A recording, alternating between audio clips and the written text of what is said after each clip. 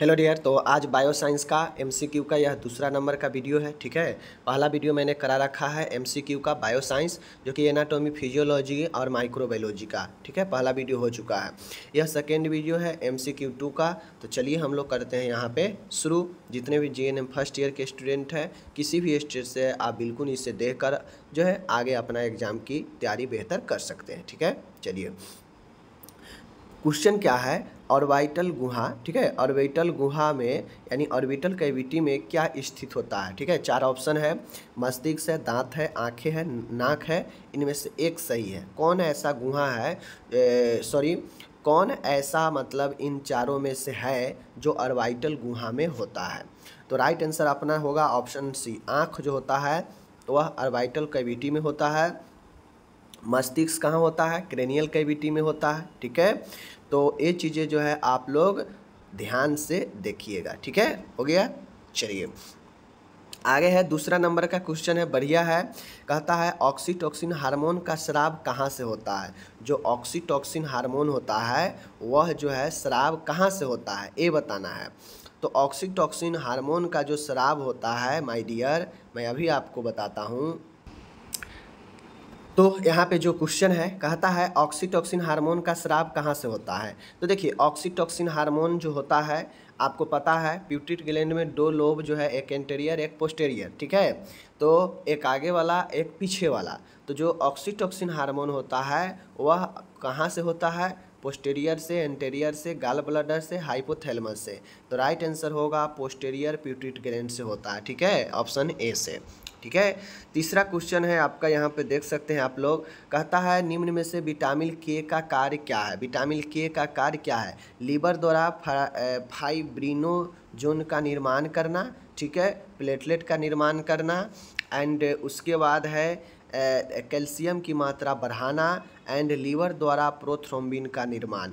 तो विटामिन के का जो मोस्ट इम्पॉर्टेंट काम है, आप लोग जानते हैं कि विटामिन के क्या करता है कि आपके बॉडी में ब्लड जो होता है उसको मान के किसी को ब्लीडिंग हो रहा है बहुत ज़्यादा, ठीक है, पतला ब्लीडिंग, तो उसको विटामिन के का इंजेक्शन देते हैं ताकि ब्लीडिंग जो है उसका रुके। ऐसा क्यों, क्योंकि जो पतला ब्लड होता है, विटामिन के जो है ब्लड को क्या करता है, क्लॉटिंग को, गुण को क्या करता है, बढ़ा देता है। ठीक है, जिससे ब्लड क्लॉट जो है थोड़ा सा जो पतला रहता है वो गड्ढा होता है, जिससे ब्लड जो है आपका बहना बंद होता है। ठीक है, तो विटामिन के का कार्य है यह लीवर द्वारा प्रोथ्रोम्बिन का निर्माण जो है करता है। ठीक है, आगे चलिए, चौथा नंबर का क्वेश्चन है, पैर की सबसे लंबी अस्थि कौन सा है। आपको मैं बता दूं, यहाँ पे पैर का पूछ रहा है। ठीक है, ये नहीं पूछ रहा है कि सबसे लंबी अस्थि, ऑप्शन के हिसाब से भी ऑप्शन में कहीं जो है आपका जांग फीमर दिखेगा नहीं, तो इस हिसाब से क्लेविकल तो होगा नहीं, फिबुला भी होगा नहीं, ये टैलस और कैल्केनम, ये दो बचता है। तो पैर की सबसे लंबी अस्थि जो हील वाला होता है नीचे का, उसमें आपका कैल्केनियस जो होता है सबसे बड़ा होता है, एंड सेकेंड आपका टैलस होता है। ठीक है, ध्यान रखिएगा। आगे है, पाँचवा नंबर का क्वेश्चन है, खोपड़ी की हड्डियों से बने जोड़ों को क्या कहते हैं। मैं आपको बता दूं, खोपड़ी की हड्डियों से बने ज्वाइंट्स को क्या कहते हैं। यह बच्चा जो होता है, भ्रूण जो होता है, तो भ्रूण में यही जोड़ा पाया जाता है, जिसे हम लोग फिशर, फोरामेन, ठीक है, फाइब्रस ज्वाइंट एंड सचूर्स। तो राइट आंसर सचूर होगा। ठीक है, सूचर होगा। यह सूचर क्या करता है कि खोपड़ी में जो हड्डी होता है उसके बीच में ज्वाइंट पाया जाता है।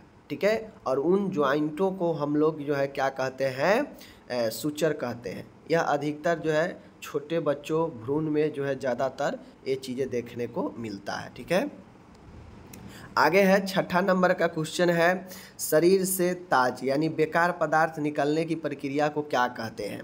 मतलब शरीर से बेकार के पदार्थ निकलने की प्रक्रिया को क्या कहते हैं। ऑप्शन ए है उत्सर्जन या निष्कासन, एक्सट्रैक्शन। ठीक है, स्राव करना, सिक्रेशन, पाचन करना, डाइजेशन, एंड सातवां है मूवमेंट। तो शरीर से बेकार पदार्थ निकलने की प्रक्रिया को हम लोग एक्सट्रैक्शन कहते हैं, उत्सर्जन या निष्कासन कहते हैं। ठीक है, सातवां नंबर का क्वेश्चन है, कार्पस अस्थिया कहाँ स्थित होती है। हमें ये बताना है कि जो कार्पस बोन होता है वह कहाँ पे स्थित होता है। ठीक है, तो यहाँ पे जो सातवां क्वेश्चन है, कार्पस अस्थिया कहाँ स्थित होती है, तो ये आपका एंकल, रिस्ट, एल्बो एंड नी। तो राइट आंसर क्या होगा, ये आपका रिस्ट होगा, कलाई में उपस्थित होता है, ये कलाई के लोकेशन में, ठीक है।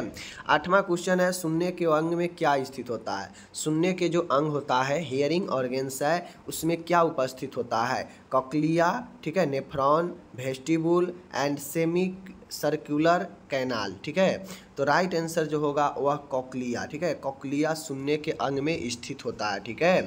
कहता है माय डियर कि दो सेरिब्रम हेमीस्फीयर द्वारा जुड़ते हैं, क्या जुड़ते हैं, ठीक है, दो सेरिब्रल हेमीस्फीयर द्वारा जुड़ते हैं, यह आपका ब्रेन का क्वेश्चन है, ठीक है। दो सेरिब्रल हेमीस्फीयर द्वारा क्या जुड़ते हैं, ठीक है, corpus luteum, corpus cavernosa, corpus callosum, ठीक है, एंड इनमें से कोई नहीं। तो राइट आंसर होगा दो सेरिब्रम हेमीस्फीयर द्वारा जो जुड़ते हैं वह कार्पस कैलोसम, ठीक है, याद रखिएगा, ऑप्शन नंबर आपका सी राइट होगा, ठीक है। आगे है, कहता है गंध की संवेदी तंत्रिकाएं हैं, ठीक है, जो गंध की संवेदी तंत्रिकाएं होता है, क्रेनियल नर्व जो होता है, जिससे आपको किसी चीज़ के गंध के बारे में ज्ञान होता है, जानकारी मिलता है, वह कौन सी नर्व है, फेशियल नर्व है, वेगस नर्व है, अल्फैक्टरी नर्व है, ऑप्टिक नर्व है। तो राइट आंसर घ्राण जिसे तंत्रिका कहते हैं, अल्फैक्टरी नर्व ये होगा, वेगस फेशियल नर्व आपके फेस का होता है, ठीक है, ऑप्टिकल नर्व जिससे हम लोग आंखों से देखते हैं, ठीक है।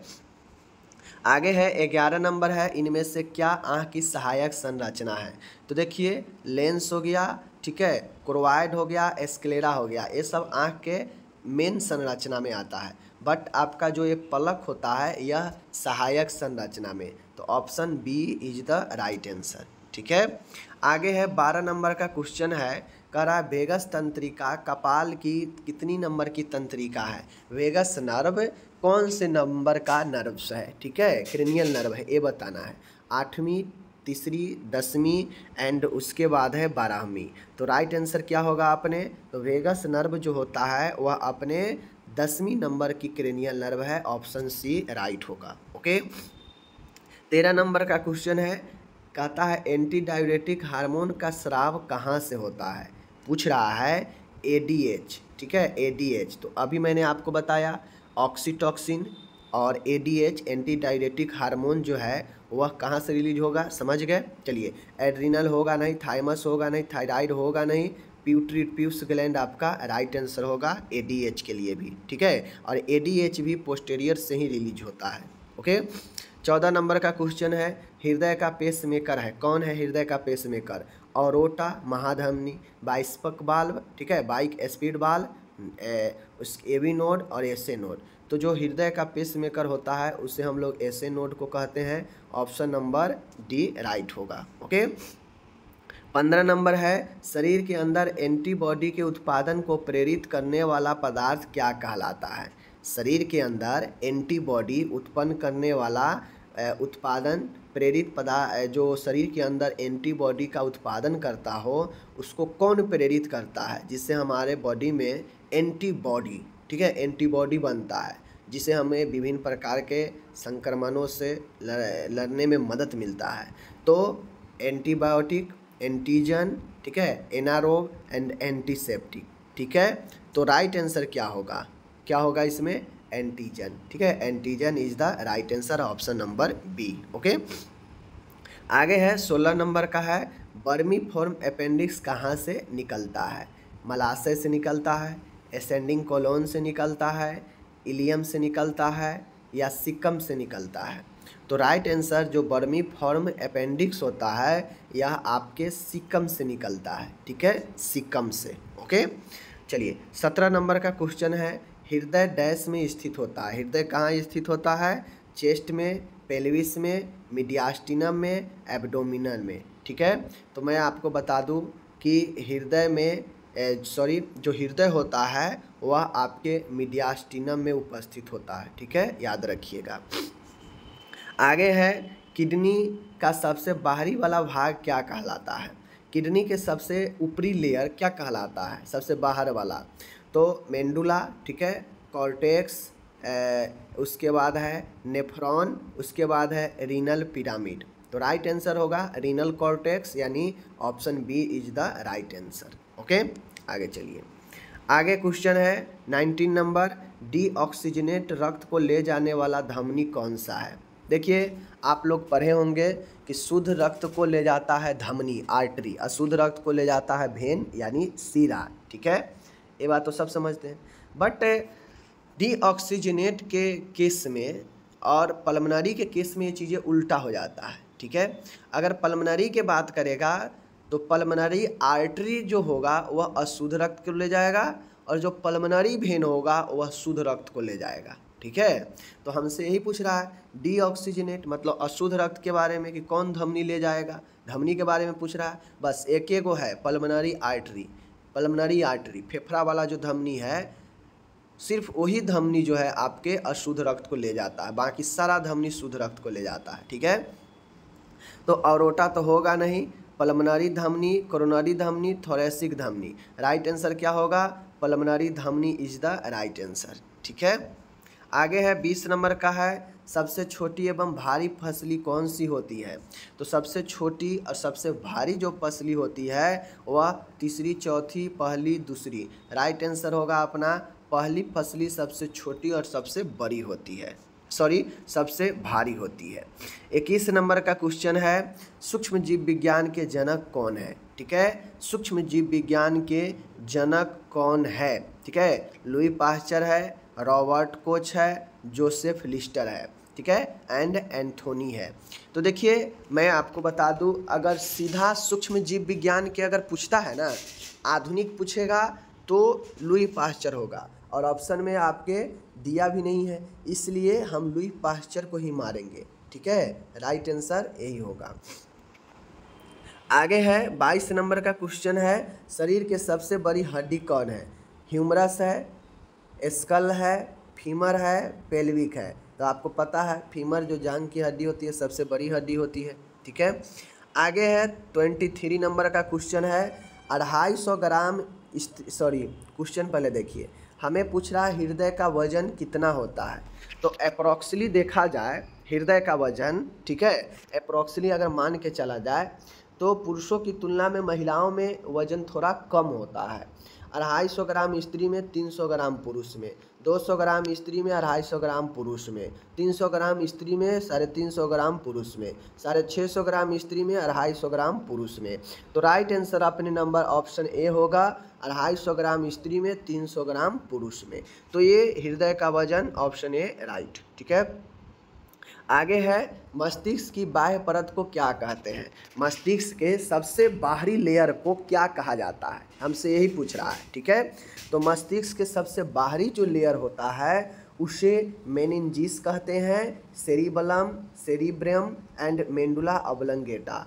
तो राइट आंसर मस्तिष्क के सबसे बाहरी जो लेयर होता है वह मेनिंजिस होता है, और इसी में अगर इन्फेक्शन वगैरह होता है तो मेनिंजाइटिस कहते हैं उसी को। ठीक है, और ऐसे में पढ़ा चुका हूँ मैं, मेनिंजिस भी जो है आपके कितने लेयर में बटा हुआ है तो वो आपको मैंने एनाटोमी में पढ़ाया है। ठीक है, चलिए ये हो गया आपका 24 नंबर का क्वेश्चन।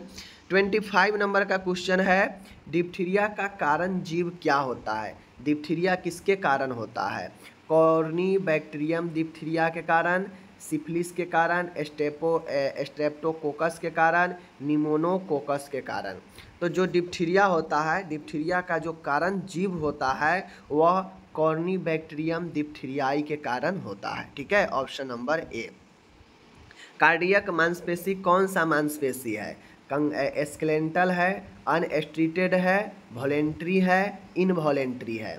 तो जो हृदय का मसल्स होता है वह इनवॉलेंट्री होता है। इनवॉलेंट्री मतलब अनैच्छिक, वह अपनी इच्छा से चलता, आपके इच्छा से नहीं चलेगा, आपके इच्छा से कंट्रोल नहीं होगा।